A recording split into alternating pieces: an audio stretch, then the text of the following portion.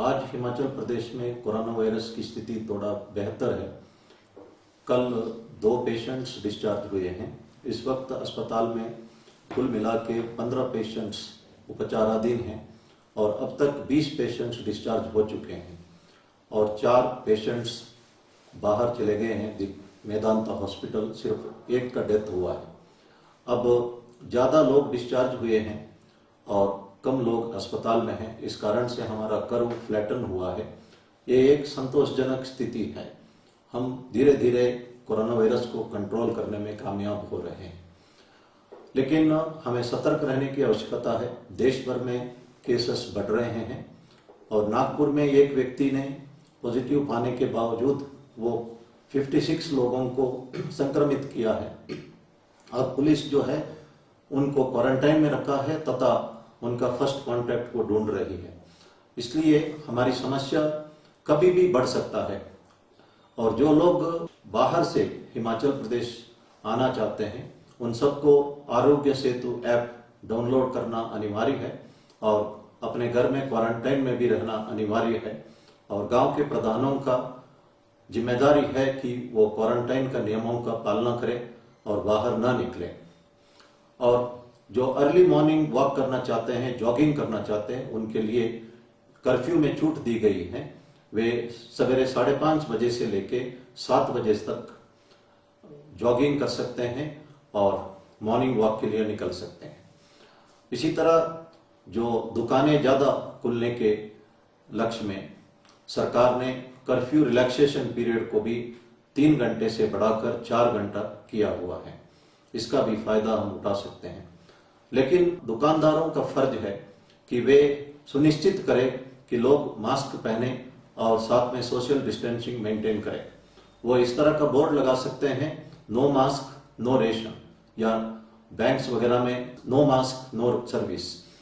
और दुकानदार का जिम्मेदारी है ये सुनिश्चित करने का, क्योंकि अगर कोई एक दुकानदार संक्रमित हो जाता है तो वो कम से कम 1 महीने के लिए उसे दुकान बंद करना पड़ेगा। और ये कोरोना वायरस भी एक सीरियस बीमारी है। टेलीमेडिसिन का फायदा आप उठा सकते हैं।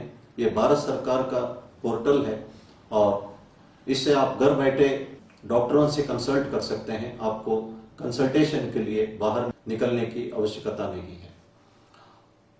पुलिस कांस्टेबल्स को हम कहते हैं या पुलिस एनजीओस को हम कहते हैं कि ड्यूटी पर डटे रहे, और साथ में हम लोगों को कहते हैं कि घर पे बैठे रहे। तो पुलिस वाले इस वक्त 1 महीने से कुछ भी छुट्टी नहीं लिया है और वो ड्यूटी पर हमेशा लगे रहे। और आज 82 बटालियन के लेडी कांस्टेबल्स जो वेरियस पोस्टर्स तैयार करके लोगों को जागरूक कर रहे हैं। एनसीसी और कुछ एनजीओस पुलिस के लिए काफी मदद के लिए आगे आए हैं। मैं इनको तहे दिल से धन्यवाद करना चाहता हूं। अगर आप नास्तिक है, आप एक्सरसाइज कर सकते हैं, म्यूजिक सुन सकते हैं, किताबें पढ़ सकते हैं और हेल्दी फूड खा के अपना सेहत मेंटेन कर सकते हैं, इम्यूनिटी बढ़ा सकते हैं और चैरिटी करके भी अपना इम्यूनिटी बढ़ा सकते हैं। चैरिटी करने से एक पॉजिटिव फीलिंग होता है। मैंने कल भी ये बात कही थी। अगर कोई आस्तिक है, भगवान पर विश्वास करते हैं, इन तमाम चीज करने के उपरांत भगवान के ऊपर पूर्ण भरोसा रख सकते हैं। भगवान का भरोसा जो है ये एक पेन किलर का काम हमें कर सकता है। मैंने कल कहा था, pain is inevitable, suffering is optional. जो कष्ट सबको आते रहता है, लेकिन कष्ट झेलना जो है वो हमारा मर्जी से होता है। इसके लिए सबसे आसान तरीका भगवान के ऊपर विश्वास रखना। हम एक प्रार्थना करते हैं, त्वमेव माता च पिता त्वमेव, त्वमेव बंधु सखा त्वमेव, त्वमेव विद्या द्रविणम त्वमेव, त्वमेव सर्वम मम देव देव। इसका मतलब हम कहते हैं कि भगवान तुम ही मेरी माता पिता बंधु सखा हो और मेरी जो विद्या है या धन दौलत सब तुम्हारा ही देन है। मैं पूर्ण रूप से तुम्हारे लिए सरेंडर्ड हूं और मेरी देखभाल करो। ये बहुत अच्छा एक प्रेयर है। महाभारत में आपने सुना होगा, भगवान कृष्ण कई बार द्रौपदी को बचाता है। एक घटना मैं जिक्र करना चाहता हूं। जब भीष्म ने एक प्रतिज्ञा ली थी कि कल सूर्यास्त के पहले मैं अर्जुन का वध करूंगा। भीष्म पितामह अपना प्रतिज्ञा के लिए बहुत मशहूर है। द्रौपदी कृष्ण को याद करती है। भगवान कृष्ण के कहने पर द्रौपदी भीष्म पितामह के टेंट पर जाती है और जब वो टहलते हैं शाम के वक्त और जैसे ही मुड़ते हैं तो एकदम वो उनके पैर पे गिरती है और पाद नमस्कार करती है। भीष्म पितामह को पता नहीं है, एकदम उन्होंने आशीर्वाद दिया और कहा दीर्घ सुमंगली भव। इसका मतलब भीष्म पितामह ने अर्जुन को आशीर्वाद दिया कि वो लंबे अरसे तक जीते रहे। जैसे ही द्रौपदी उठ गई, भीष्म पितामह ने देखा ये द्रौपदी है। फिर उन्होंने कहा कि ये उपाय सिर्फ वासुदेव कृष्ण ही दे सकता है। इतने में भगवान कृष्ण द्रौपदी का चप्पल हाथ में लिए हुए पीछे पीछे आते हैं, क्योंकि भगवान कृष्ण ने कहा है कि ये चप्पल मुझे दे दो, नहीं तो आवाज आ जाएगा, भीष्म को पता लगेगा। और कृष्ण को देख के भीष्म पितामह कहते हैं कि हे वासुदेव कृष्ण, मैंने कभी नहीं सोचा था कि एक भक्त के लिए आप भक्त का चप्पल उठाने के लिए भी तैयार हो जाते हैं।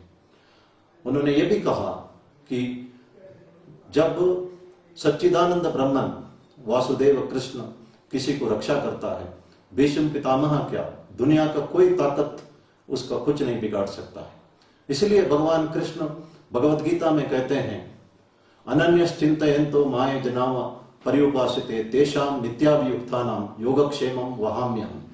आप सारी चिंता मेरे ऊपर छोड़ दो, मैं सब कुछ जानता हूं और मैं आपको पूर्ण रूप से रक्षा करूंगा और आपका देखभाल करूंगा।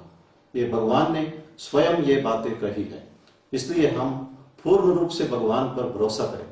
हमारे से जो कुछ हो सकता है नियमों का पालन करना वो हम करें। और ये कष्ट झेलने का एक आसान तरीका है। कष्ट आएगा, लेकिन कष्ट झेलना इस धरती के तमाम लोग जानते हैं और सदियों से भगवान पर विश्वास करके कष्ट झेलते आए हैं। इसलिए मैं पुनः कहता हूं कि pain is inevitable, suffering is optional. धन्यवाद। जय हिंद।